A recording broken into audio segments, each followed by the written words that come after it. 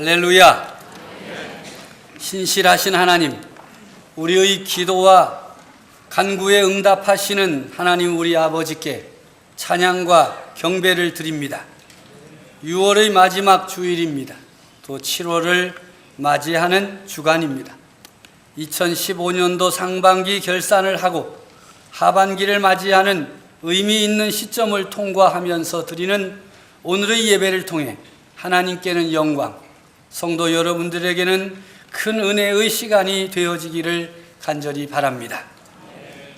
지난 금요일 밤 청주시와 군선교연합회, 청주성시와 운동본부가 함께하는 나라사랑 기도회가 하나님의 은혜와 도우심으로 잘 마쳤습니다. 할렐루야.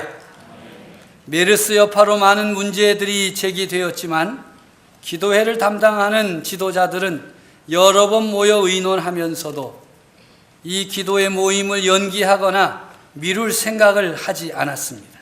왜냐하면 하나님 앞에 모여 기도하는 미스바 성회였기 때문입니다. 지금이 바로 나라와 민족을 위해 기도해야 할 시간이기 때문입니다. 기도 없이는, 하나님의 도움 없이는 이 민족이 겪고 있는 어려움과 환난을 해결할 수 없기 때문입니다. 기도는 미룰 수가 없습니다. 하나님을 향해 마음을 드리고 성도들이 함께 모여 기도하는 일을 포기할 수도 없습니다. 한 곳에 모인 성도들이 한 마음 한 목소리로 기도하는 그 시간, 그 자리에 하나님의 영광이 가득하였습니다. 하나님의 임재로 충만했습니다. 참석한 모든 성도들이 하나님께 감사와 영광을 올려드렸습니다. 할렐루야. 이 기도 모임을 계기로 더욱 나라와 민족을 위하여 힘써 기도하는 성도와 우리 교회가 되어지기를 간절히 바랍니다. 오늘의 말씀은 미스바로 모이라 하는 것입니다. 어느 교회 목사님이 주일날 참 말씀을 잘 준비해서 은혜롭게 말씀을 선포함으로 온 교회가 기뻐했습니다. 이구동성으로 예배가 끝난 후에 오늘 말씀이 너무 좋았다. 그렇지? 또 목사님께도 찾아가서 목사님 오늘 말씀이 간증 아닌 간증을 하는 거예요. 목사님이 기분이 좋았겠어요? 나빴겠어요? 매우 좋았습니다. 그런데 다음 주일날이 되어서 말씀을 듣는데 좀 이상한 거예요. 목사님 말씀이 언젠가 들은 것 같은 기억이 나는 거야. 그래서 예배를 마친 다음에 또 성도들끼리 모여서 오늘 말씀이 은혜롭기는 한데 언젠가 어디선가 한 번은 들은 것 같아. 그랬더니 옆에 있는 사람이 지난주일 설교하고 똑같아. 그랬더니 또 옆에 있는 사람이 와 굉장하다. 지난주일 설교도 다 기억하고 살아? 여유 있네? 하여튼 논란이 벌어졌어요. 근데 실상은 비슷한 것이 아니라 지난주일 설교와 똑같았어요. 이제 수런수런하니까 사람들이 그럼 다음 주는 한번 잘 들어봐야 되겠다. 그래가지고 그러면 증거를 삼아야 되니까 메모를 해야 되겠다. 그래서 메모지도 가지고 와서 딱 준비를 하는 거예요. 그리고 또 똑같은지 안 똑같은지 알려고 하니까 정신을 차려야 되겠어요? 안 차려야 되겠어요? 정신을 바짝 차리고 눈을 초롱초롱하게 빛내고 목사님 그 모습을 보고 또 감동을 받았어요. 열심히 설교를 했어요. 그런데 성도들이 정신을 차리고 들어보니까 이번 주일 설교가 지난주일 설교와 똑같은 거야. 아무리 좀 머리가 그래도 그렇지 3번 들었는데 그거 모르면 되겠어요? 연타석으로 들었는데. 성도들이 또 모여서 야 이거 그냥 있어서는 안 된다. 목사님이 요즘 바쁘신가 보다. 그래가지고 장로님 찾아가가지고 아니 장로님 이럴 수가 있습니까? 왜요? 장로님 모르십니까? 뭘 모릅니까? 아니 목사님 설교가 지금 3주간 거의 똑같습니다. 장로님이 웃으시면서 거의 똑같은 게 아니라 아예 똑같습니다. 교인들이 장로님 그러지 마시고 목사님께 왜 그렇게 설교가 똑같은지 그걸 좀 알아서 말씀을 하셔야지. 이러다가 교인들 다 안 나오겠습니다. 그랬더니 장로님이 알았습니다. 목사님께 말씀드릴 터이니 돌아가고 기도 많이 하십시오. 어떻게 소문이 났는지 그동안 안 나오던 사람들도 다 나온 거예요. 그냥 예배당 자리가 그냥 꽉 차고 넘치는 거예요. 오늘은 어떨까? 어떤 분은요, 녹음기도 가져왔대요. 증거를 아재 삼아. 드디어 설교 시간에 목사님이 설교를 시작하시면서 이렇게 말씀을 시작했습니다. 제가 부임한 이래로 오늘처럼 성도들이 많이 모이고 설교 들을 준비를 하고 메모를 하는 그 모습이 참으로 아름답습니다. 이 모두가 하나님의 은혜입니다. 할렐루야. 기도 안 차는 거예요. 교인들은 지금 아니 어쩌시려고 저런. 성도 여러분들, 지난 3주간 제가 행한 설교에 대해 많은 관심을 보여주신 일에 대해 감사를 드립니다. 저는 지난 3주간 똑같은 설교를 했습니다. 첫 번째 설교가 매우 은혜롭고 감동적이었다고 많은 성도들이 말씀하셔서 이제는 우리 교회가 크게 변화되고 부흥하고 성장할 것이라고 생각하고 기대를 했는데 한 주간 살아보니까 아무런 변화가 없었습니다. 말씀은 은혜롭다고 하는데 생활의 변화는 전혀 달라진 것이 없었습니다. 하나님의 말씀은 능력이 있어서 우리 심령과 골수를 쪼개기까지 한다고 하는데 어찌 우리 성도들의 삶에는 변화가 없을까? 입에는 아멘이 있는데 삶에는 아멘이 없을까라는 생각으로 고민을 하다가 내린 결론이 있습니다. 그것은 우리 성도들은 웬만해서는 안 바뀌는구나. 한 번의 말씀으로는 변화되지 않는구나. 한 번 더 해봐야 되겠다. 깨달음이 와서 두 번째 주에 똑같은 말씀을 선포했습니다. 그러자 사람들이 수런수런하면서 설교에 관심을 보여서 이번에는 진짜 변화가 일어나겠구나 생각을 하며 기대를 했습니다. 그런데 말입니다. 성도들의 삶에 아무런 변화가 없었습니다. 그래서 제가 깨닫기로 우리 성도들은 두 번으로는 안 되는구나. 한 3-4번 해야 되겠구나 해서 세 번째 주에도 똑같은 말씀을 준비했습니다. 그랬더니 오늘 놀랍게도 성도들이 예배당을 가득 채우고 녹음기도 준비하고 메모도 하고 눈을 초롱초롱하게 말씀을 듣기에 이번 주에는 정말 놀라운 역사가 일어나겠구나 하는 생각을 하며 기대가 되고 기뻤습니다. 이렇게 열심히 말씀을 듣고 적고 녹음하고 녹음해 놓은 것 또다시 들으면 얼마나 많은 변화가 일어날까라는 생각을 하면서 열심히 설교를 했습니다. 그런데 참으로 놀랍게도 여전히 변화는 일어나지 않고 교회는 소란스러워지고 당회는 시끄럽고 도대체 어찌된 일인지 말씀 때문에 좋은 변화의 역사보다는 더 안 좋은 교회와 성도가 되는 것 같아 안타깝습니다. 그래서 저는 결심했습니다. 변화되지 않으면 변화될 때까지 기도하면서 동일한 말씀을 전하기로 하였습니다. 사랑하는 성도 여러분, 말씀을 들으면 그 말씀을 듣고 잊어버려서는 안 됩니다. 그 말씀을 따라 살아감으로 변화되어야 합니다. 그렇게 하고는 또 다시 똑같은 말씀으로 설교를 했습니다. 그리고 하시는 말씀 이 말씀이 몇 주나 계속될지 모르겠습니다. 성도 여러분, 하나님의 말씀은 듣고 행할 때 복이 있습니다. 하나님의 말씀을 듣고 행하는 사람은 반석 위에 집을 짓는 지혜로운 사람입니다. 반대로 하나님의 말씀을 듣고도 행하지 않는 사람은 복이 없습니다. 모래 위에 집을 짓는 어리석은 사람과 같습니다. 이야기가 너무 길어졌죠. 미스바로 모이라 말씀을 선포했는데 미스바에 모이지 않는 성도들이 너무 많으면 어떻게 해야 합니까? 안 모이면 말고 하면서 그냥 지나가야 하는 것입니까? 아니면 모두가 모일 때까지 외쳐야 하는 것입니까? 그래서 저는 이번 주 다시 한번 성도 여러분들에게 미스바로 모이라는 하나님의 뜻을 전하려고 합니다. 미스바에 모여야 살 길이 있는데 자꾸만 다른 길을 선택하는 성도 여러분, 오늘 선포되는 하나님의 말씀을 통해 미스바를 향해 나아오시기를 바랍니다. 우리가 함께 살고 교회가 살고 나라와 민족이 살아야 하지 않겠습니까? 미스바로 모이라는 것은 전심으로 하나님께 돌아오라는 것입니다. 미스바로 모이라는 것은 하나님 앞에서 마음을 열어놓고 자복하고 자신을 깨끗하게 하라는 것입니다. 저는 오늘 지난주와 제목은 똑같아도 내용은 똑같게 할 자신이 없습니다.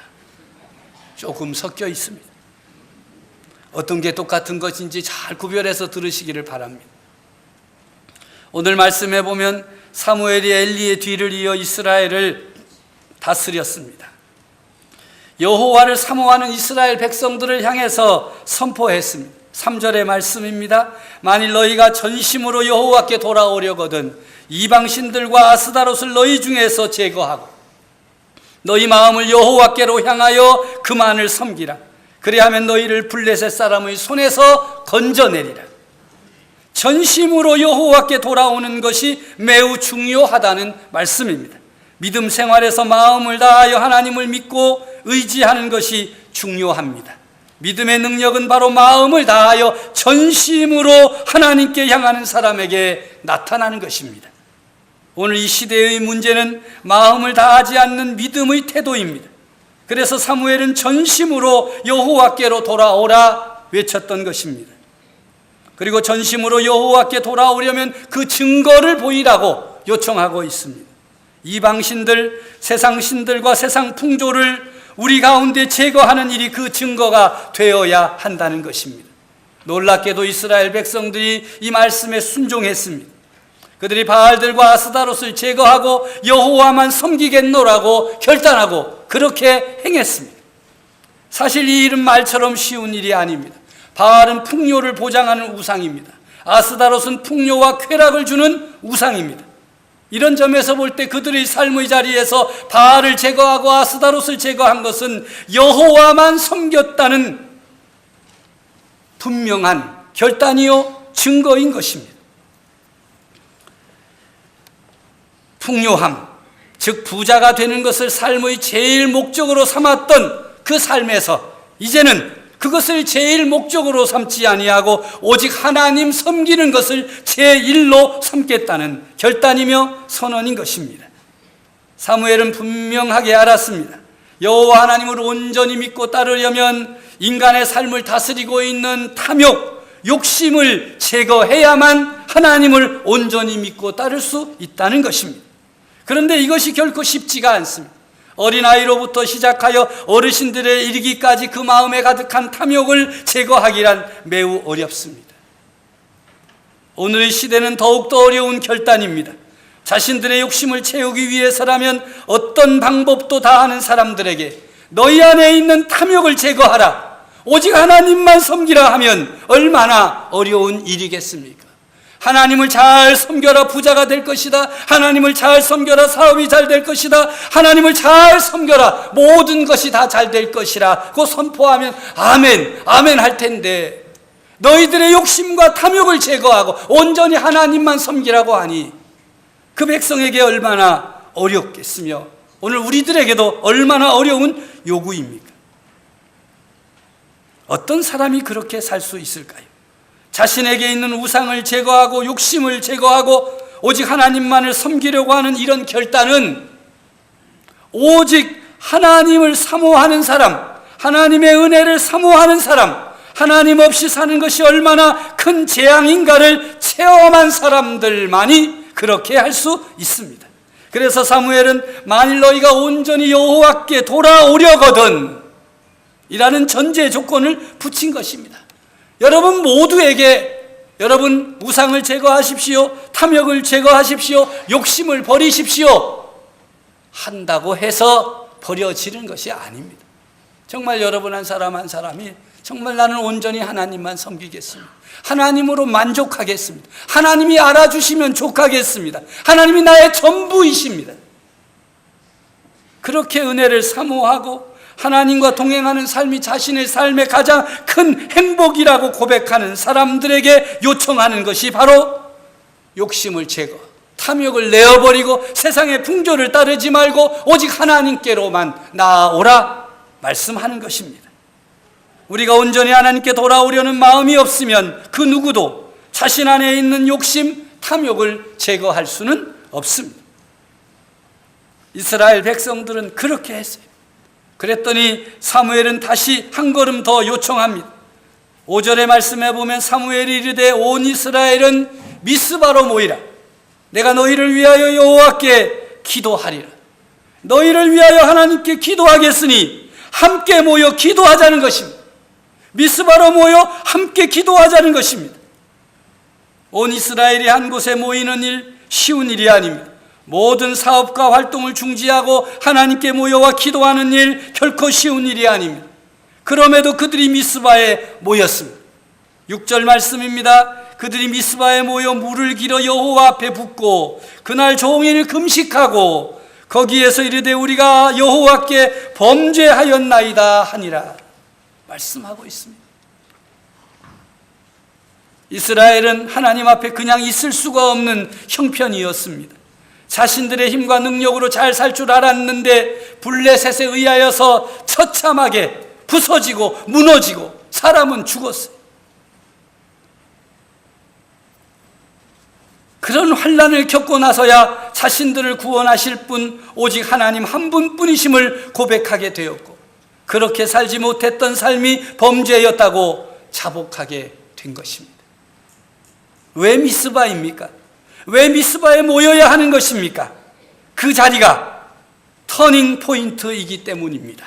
돌아서야 하는 전환점이기 때문입니다. 사람들마다 인생의 터닝 포인트가 있습니다. 인류 역사에도 터닝 포인트가 있습니다. 마라톤에서 말하는 반환점입니다.